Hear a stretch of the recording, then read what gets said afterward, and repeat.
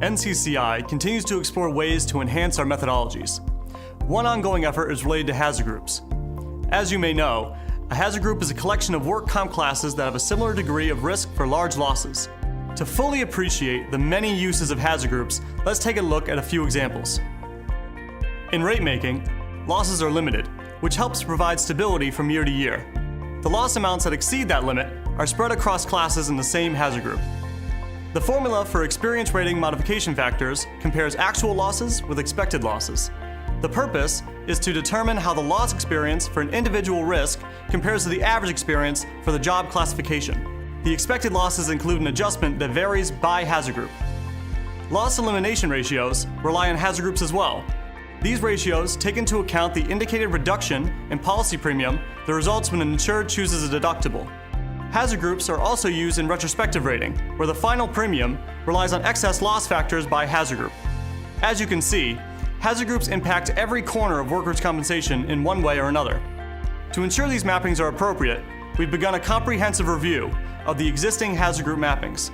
In possession of the industry's broadest and deepest workers' compensation database, NCCI's research team will analyze large volumes of industry experience and employ data analysis techniques. Our first task is to estimate class-specific excess losses. Losses from claims that exceed a variety of thresholds ranging from $10,000 to $10 million. Some classes may not have a reliable history of claims exceeding higher thresholds. This can happen in classes with fewer exposed workers, or less hazardous classes that have not experienced large claims for several years. When data is scarce or there are gaps to fill, statistical modeling and credibility approaches are used to weight these low-volume classes with supplemental information, such as larger subsets of classes. This helps ensure all classes are mapped to the appropriate hazard group. Next, we'll use the estimates of excess losses to group similar classes together. This cluster analysis is a data-driven approach used in machine learning and other fields to identify groups of objects that are similar to one another. Finally, NCCI will thoroughly review the results of the cluster analysis to determine if changes from the current hazard group mapping are needed. For example, a change in the mapping of classes to groups, or in the number of groups.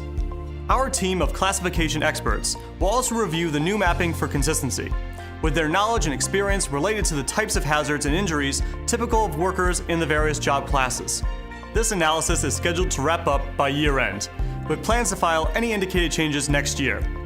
Stay tuned for this and more under Insights on NCCI.com.